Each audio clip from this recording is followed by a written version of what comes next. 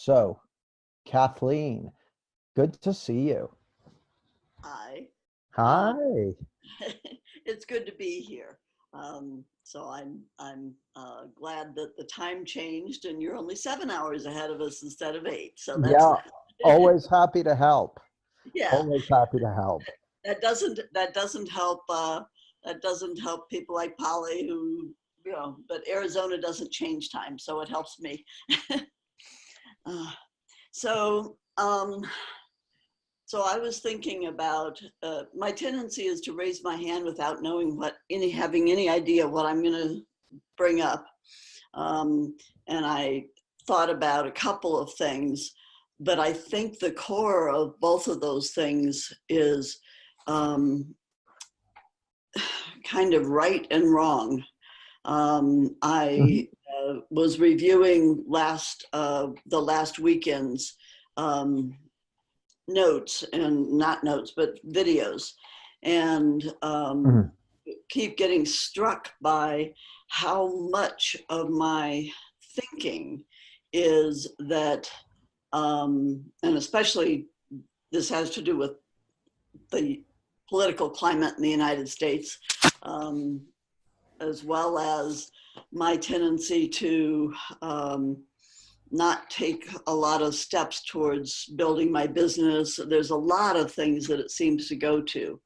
And so I have a tendency to think that there's a right way I should be doing things, and I don't know what that is. And Got it. which leads me to think that there's a right way that other people should be doing things, and like I said, in terms of the politics, and they aren't doing it. so So I think the core of it is this right, wrong, thinking. And I have come to that I don't rely on what's coming through me in this moment. I rely on that right, wrong thinking Got because, it. yeah, okay. So, so the distinction that I find useful in this regard, Catherine, is the difference between things that are person-made, human-made, things that have been created by people, and things that are pre-existing. So gravity, pre-existing, doesn't care what you think. Um, the nature of how the body works, it already works how it works. You can either live kind of in alignment with that or out of alignment with that, but it works how it works. Um, how our minds work. It's just there is a way that it works and a way that it does not work. Now, so that's pre-existing, or what we might call nature made or God made, something like that. Then there's things that are human made. And so that would include laws, that would include value systems, that would include any judgments, that would include ideas of right and wrong. And as you'll see in the US, there's 360 million people each with their own ideas of what's right and what's wrong. That includes political parties, that includes religions. And so I personally have found it much easier to navigate based on pre-existing facts than I have on trying to discern what's right and what's wrong. And in fact, I'll go further, Catherine, and there's a lot to be said for like experience and track record and that sort of thing, things you've learned. That's all great. But even that, like last night, I was reading the introduction of Sid Banks' book, The Missing Link. So I'll read it to you. It's only like 3 sentences. He says, there are those in this world who believe miracles do not happen. I can assure such skeptics that they do. With hope and faith as beacons, anything can happen. Now, I read that, Catherine, Kathleen, pardon me. I read that. And in the moment that I read it, I fell out of all my thinking and ideas about how business works and what my future looks like and what I should be doing next and all that sort of thing. And I fell into the truth of the moment. And what I saw is, once again, like for the umpteenth time, oh, you can have a beautiful life without having any idea about what the right way to make that happen is.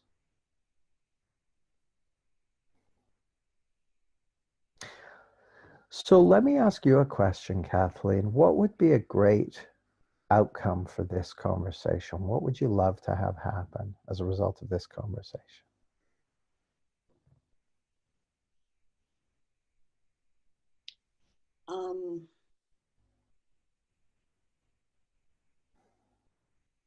Probably, probably that I won't be so fearful of the, and I know it's all, that part's all future thinking.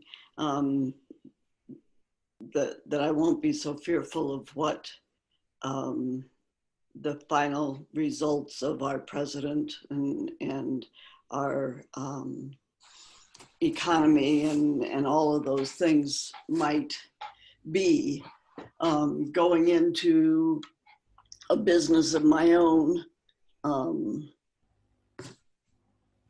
being a little bit concerned about the, you know, where the economy is headed right now. I'll be honest with you, I would like to not feel so scared. Got it. Not just of the economy, but of the social environment, of the Department of Justice requesting all the, the data from Facebook on people who were against, who had come out against Trump and things like that. I just would like to not feel so fearful of the social and economic environment. And are you afraid of what it will do to you kind of physically, financially, etc.? All of the above, yeah. Okay, so here's the thing, Kathleen.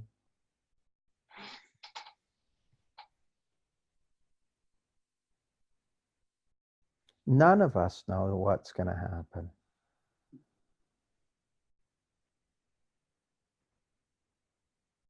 None of us ever know what's going to happen. Donald Trump doesn't know what's going to happen. No one knows what's going to happen.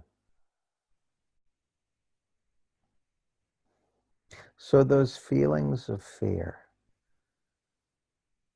don't know what's going to happen.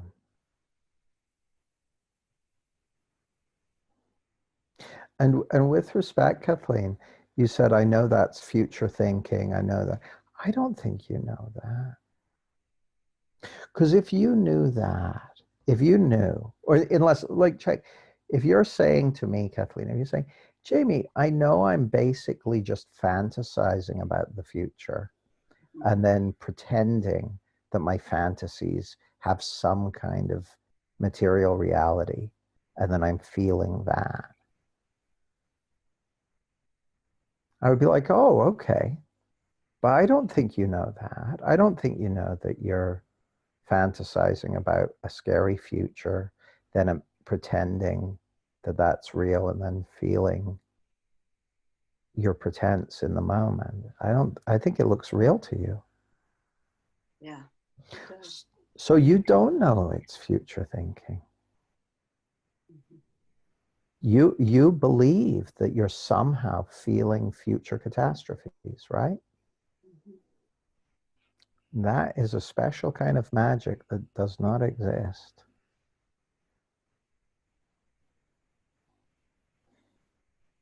And my heart goes out to you. I mean, I know how uncomfortable that can be.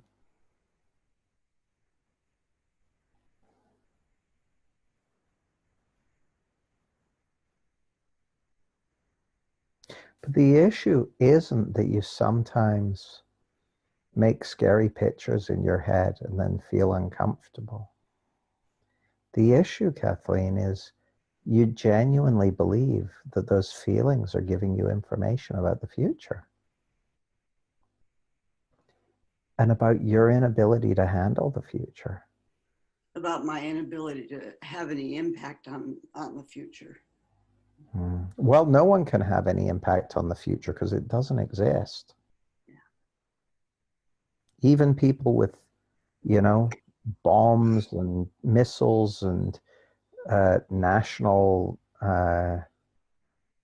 trillion-dollar national debts and massive agencies, they can't impact the future because the future does not exist. Now exists.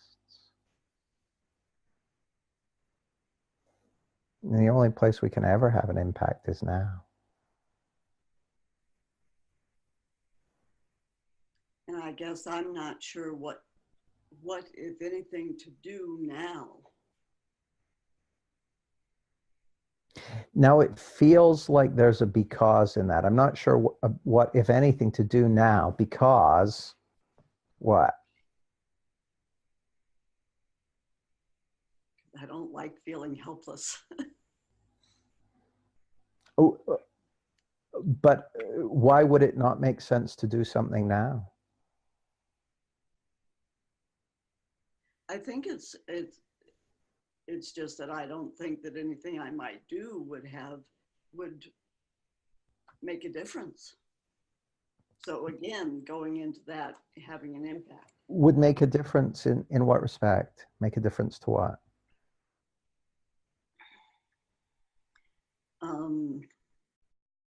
Well, like you said, those people, the people, the people made things. Those values that I hold strong, you know, that I think are really positive, pro-human values.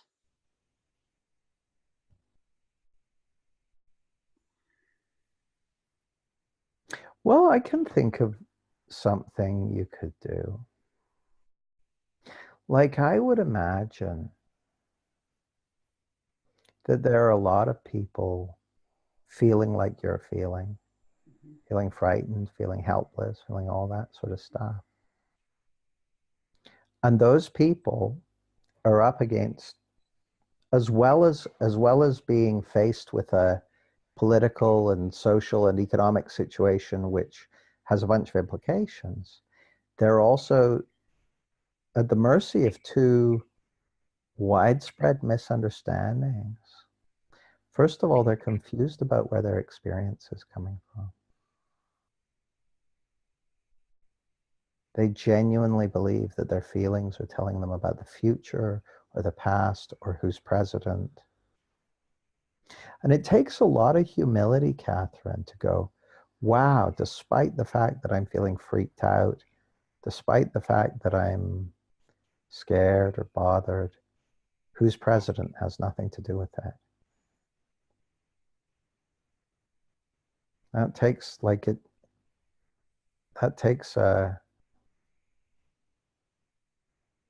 takes humility to kind of go, wow, I'm being tricked by my own perceptions. And that's not to say, I'm not saying that you should be happy that Donald Trump's president. That's not what I'm saying. I'm saying, Good. saying your feelings don't know who's president. Your feelings only know what goggles you're wearing. And that's the reason that's a bitter pill for a lot of people to swallow, is because just between us girls, it can kind of feel good to feel righteously angry at someone, especially when they have such obvious frailties and shortcomings, especially when their actions are hurting people and that sort of thing. There's something strangely compelling about righteous anger and outrage and that kind of class of concern. And so in order to say, wow, my feelings don't actually know who's president, means giving something up. And there are a lot of people who don't want to give that up,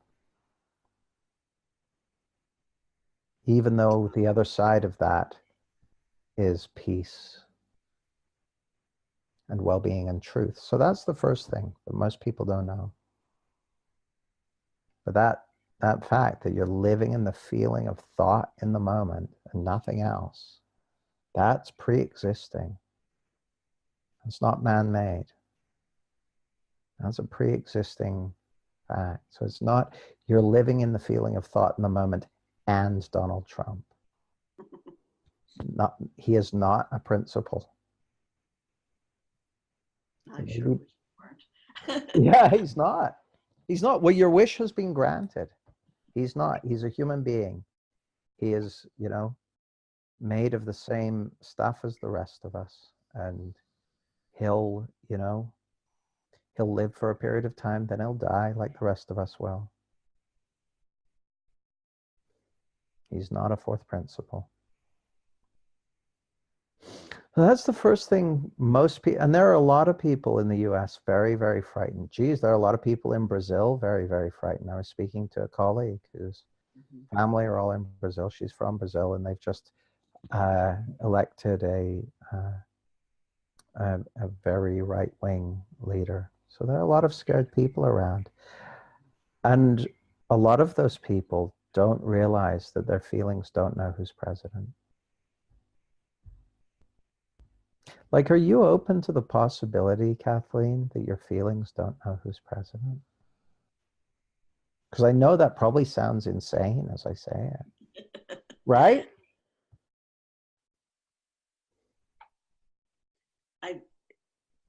I guess I'm open to the possibility that my feelings don't know.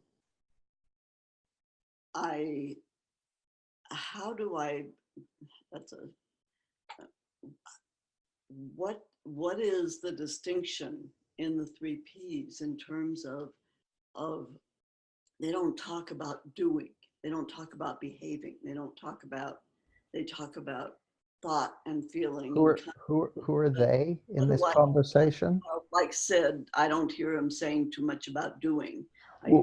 What do you want to know about doing? I talk a lot about doing. Okay, so I guess I don't know what to do. I don't know what to do here's what I've got to say about that. To do politically, I mean, I know to vote. Okay. I don't do even in my business. Okay. So in your business, if you weren't freaked out, what would you do?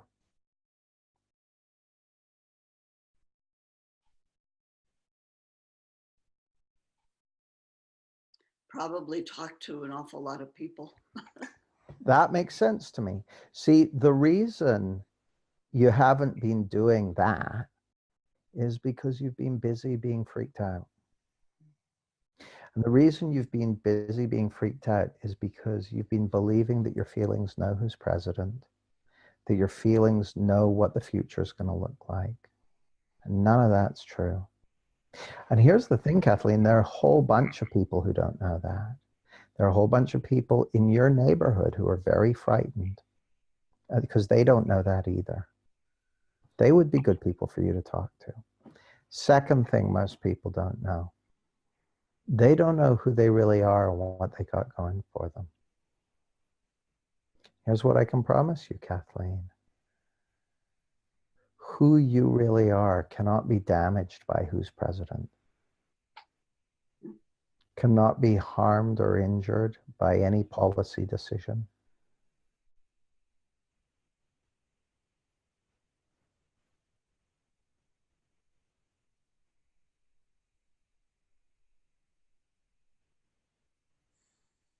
Can you feel that?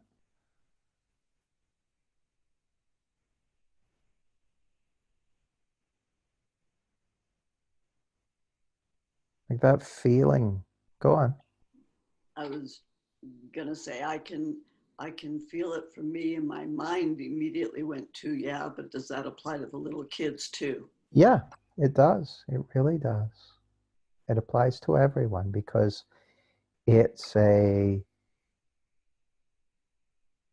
applies to everyone because who you really are is constant, is eternal. So that was true of you when you were an embryo in your mother's womb. It's going to be true of you on your deathbed. It's true of the little kids. It's true of all the people just killed in the synagogue. It's true of them, and it's true of the guy who shot them.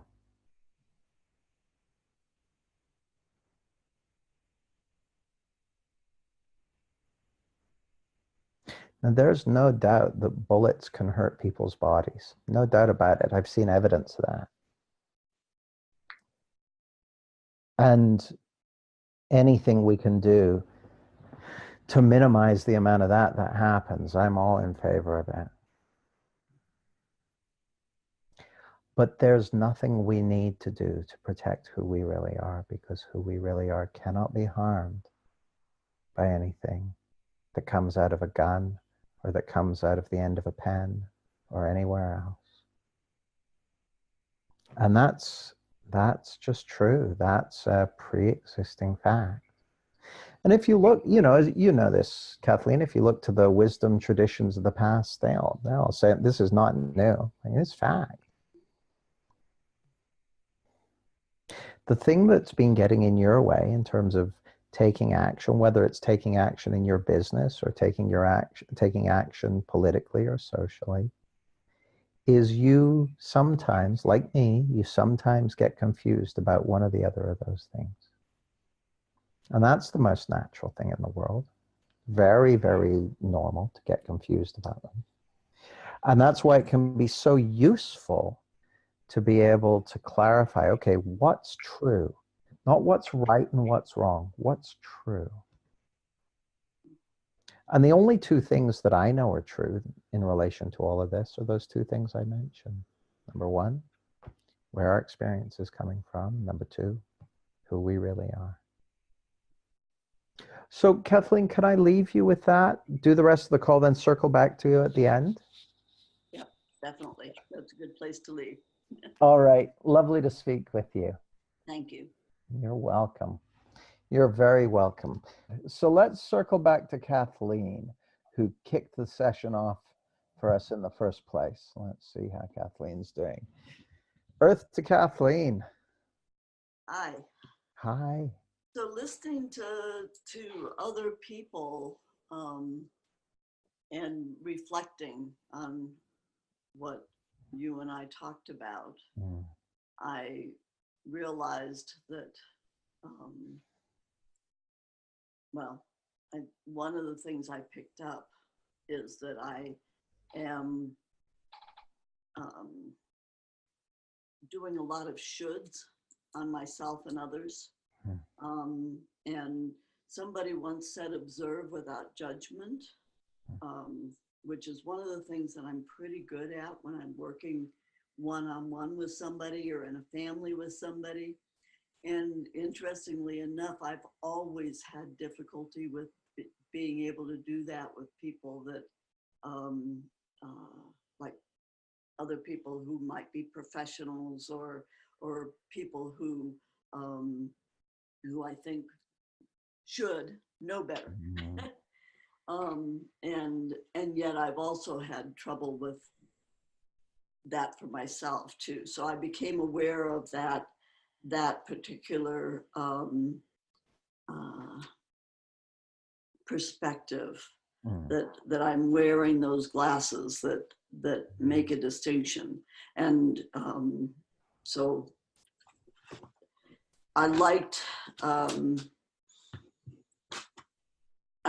what you said about the feelings or their wisdom. They give us information that, I mean, obviously that my feelings give me information that that it probably would not be a good idea for me to discuss politics with one of my cousin's kids, things like that. And and how it applies to my business, it also gives me information about stopping doing something before I even, have any idea of it. I don't know whether that made any sense or not. Well, I think what I'm hearing is that, and correct me if this isn't what you were saying, for all of us, when we're feeling insecure, we're less likely to experiment. Yeah. Because we think that, like, the interesting thing, especially probably more so at this point in history than any other time, nobody knows what's going to work and what's not. The whole thing's an experiment. Yeah. No one can tell you, exactly how something's going to work out. The only way to find out is by doing it. There's a quote by the guy who invented holography, Dennis Gabor. He said, "The future cannot be predicted. You have to create it." The other thing that occurred to me, Kathleen, is, have you ever heard of psychological innocence? It just means everyone is doing what makes sense to them at their level of understanding, their level of consciousness. And what that means is, if we had their level of understanding, their level of consciousness, we would be making the same choices they are. And that's how I have been able to function very well with some really pretty disturbed people as a as a therapist. Sure. And it doesn't mean that we like the choices they're making and approve of the choices they're making. And it doesn't mean we want to spend the weekend with them. Right. But what it means is that everyone on this planet, you can confidently predict that they will behave in alignment with their level of understanding. Yeah. And they will never behave in a way that is not consistent with their level of understanding. And the same goes for you, Kathleen.